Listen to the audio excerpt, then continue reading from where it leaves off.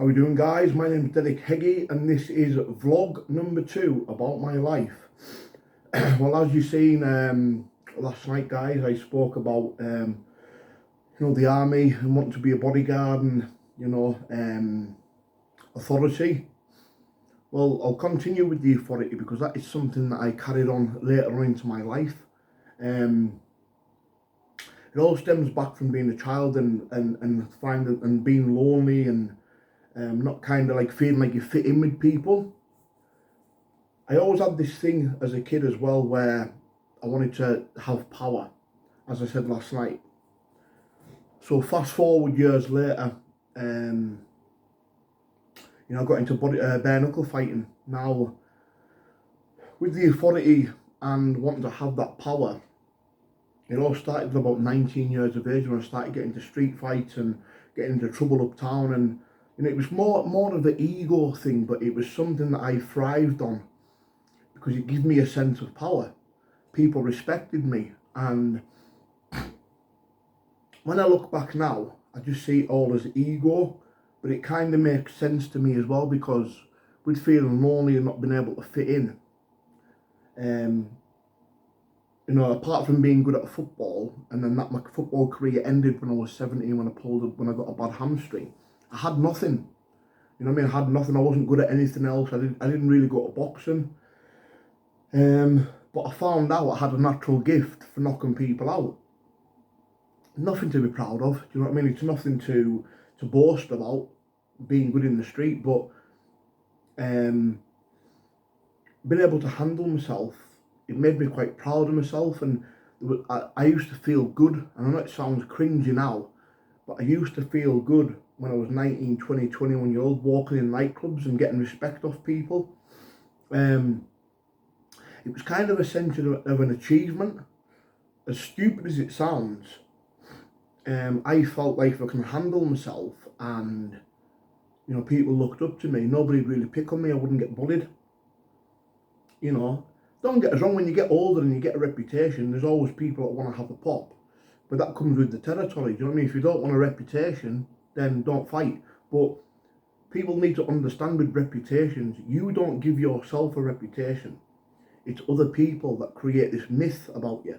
And that's what I've had most of my life. People think I'm this big hard man and I carry this fearsome reputation, and they couldn't be further from the truth, because to me, I don't ever look at myself as being a hard man. I don't consider myself in that category.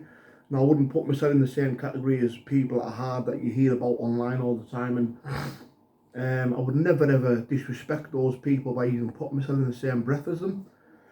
I consider myself as a normal lad that unfortunately likes to have a fight, but it all stems down to one thing, guys: the fighting, the authority, wanting a reputation, wanting people to look up to me.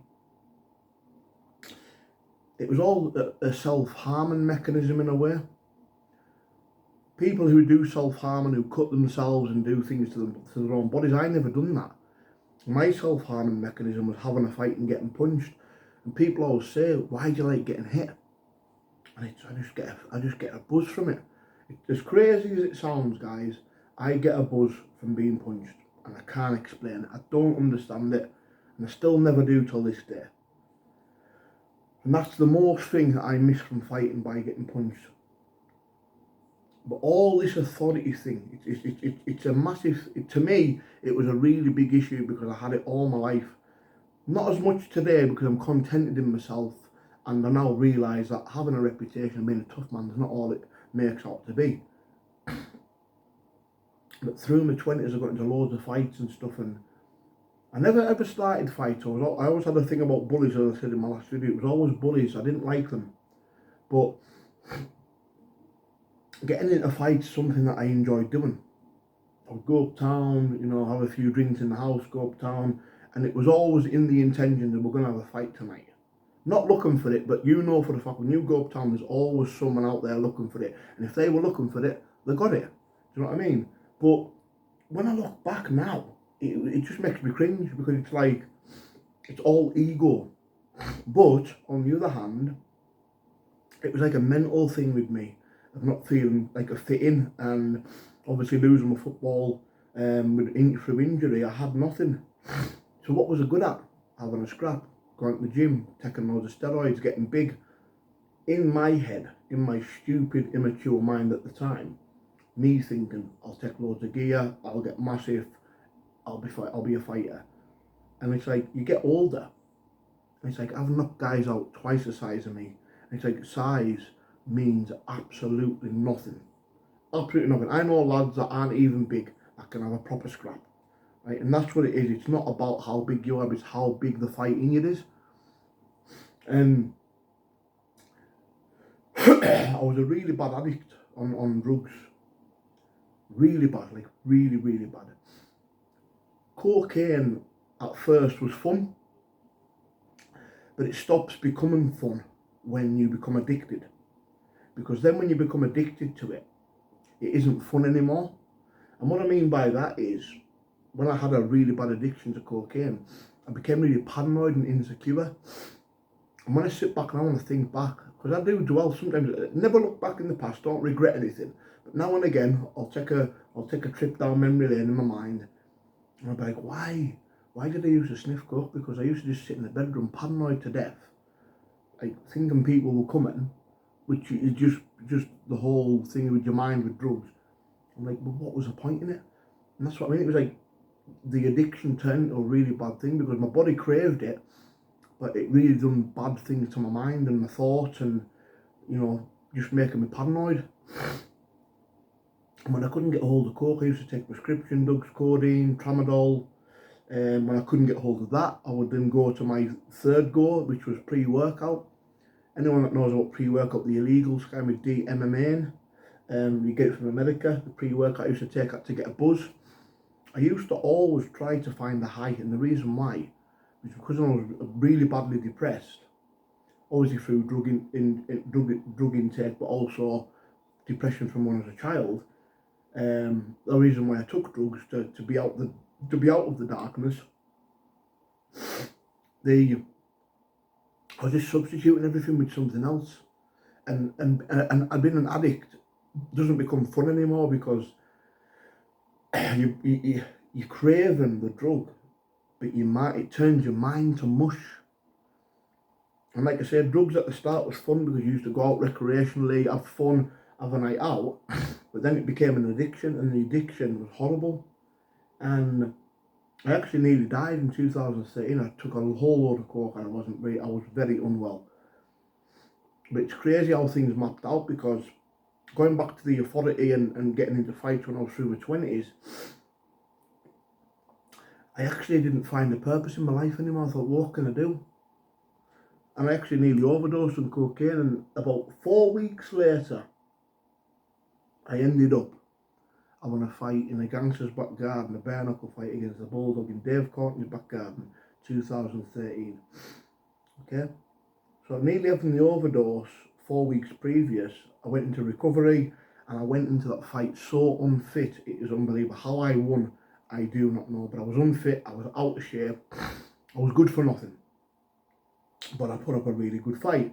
Then they all started labelling me after that fight, the new Lenny McLean. And you know what? I actually got sucked in with all the bravado and the ego. And it actually gave me a rude awakening, because I knew that just having street fighting skills wasn't enough in bare knuckle. I thought, well, I just won that fight, and I know I'm a whole lot better than that. I just knew when it comes to street fighting, I knew I was a lot better, but I had to learn the art of boxing. And I only started boxing at 31 years of age. People don't know that, but I did. Learning the craft, moving my head, and I ended up turning out to be a really good head movement, good footwork. I learned it, I put time and effort into it. And it was actually the bare knuckle fighting that got me clean from the drugs, because it gave me a purpose in life. And as I say again, with the authority, becoming a bare knuckle fighter and having that respect, I found something to replace the street respect, to the respect from actually doing something good like a sport. There's nothing to be proud of being in the street fighting and getting into trouble. It's a mugs game, total mugs game. Bare knuckle fighting, I was the first man from Carlisle to ever do bare knuckle fighting in 2013, and it became a kind of a career. It was a good and a bad thing, because it brought a lot of hatred and jealousy. And I think with being linked to people like Linda McLean and Roy Shaw, when I look back, it was cringy. I mean, I'm not in this, to put myself in the same breath of them men, it is so, they'd be turning the grave, do you know what I mean? Like, I'm not nothing like them. They were really naughty, nasty men that went around enforcing on the streets. I'm just a normal counter-state man that can have a fight, took bare knuckle fighting up and did quite well at it. But when I done the bare knuckle, I started taking it very serious. But reverse back for 10 years, when I did the unlicensed boxing, you know, and I fought the likes of Furby and people like that, I'd never been in the boxing gym in my life. I was actually fighting these guys on the unlicensed circuit for the EBF, the English Boxing Federation. I was fighting these guys on Charlie. I was taking Charlie before getting in the ring. I never trained a day in my life. I was actually getting in for £500 a fight to feed my drug habit. And that's how I was managing my drug habit for a lot of years. I was fighting on the unlicensed circuit. I lost more than I won.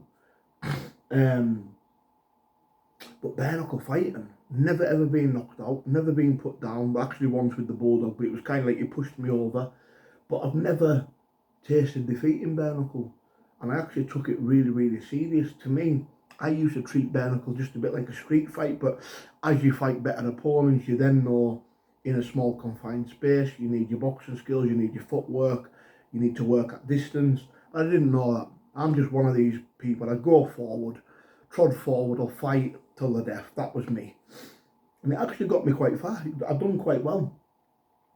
Obviously with the online campaign against me and, you know, the jealousy that surrounded the name Decca Heggie, when I finished bare knuckle fighting, I actually got a chance to go in movies.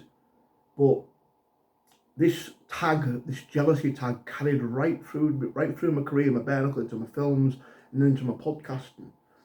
People falsely claiming things about me, and it was all lies.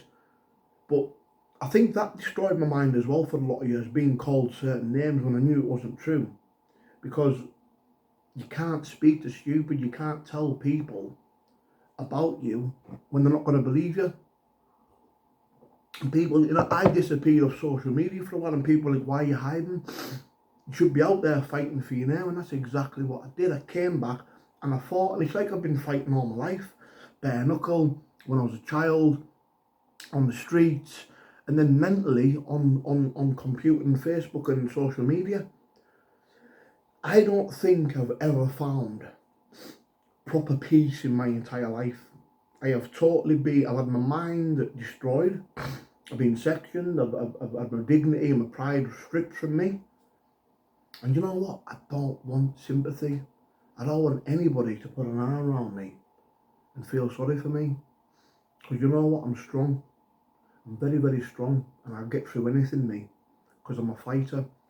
Shouldn't have to get through that, no.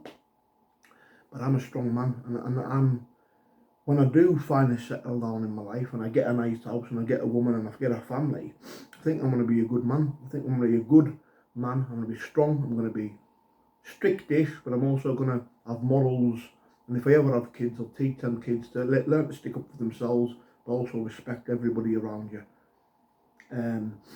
I just feel like I've had a lot of my life taken away from me in the fact of false allegations and people saying nasty things. And like I said, I've been fighting all my life. It's bare knuckle, and I feel like I'm always fighting to prove myself, and really I should be enjoying my success. I've been in films since I was 2017. I've never really got to enjoy the success of my movies because I've always had this trolling campaign hanging on the back of me.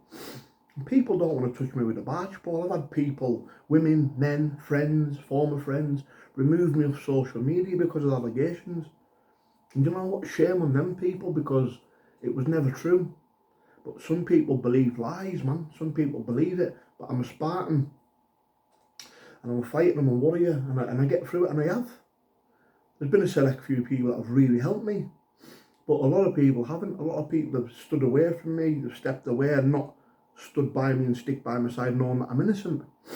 I just hope this last half of my life, I can actually go on to enjoy it.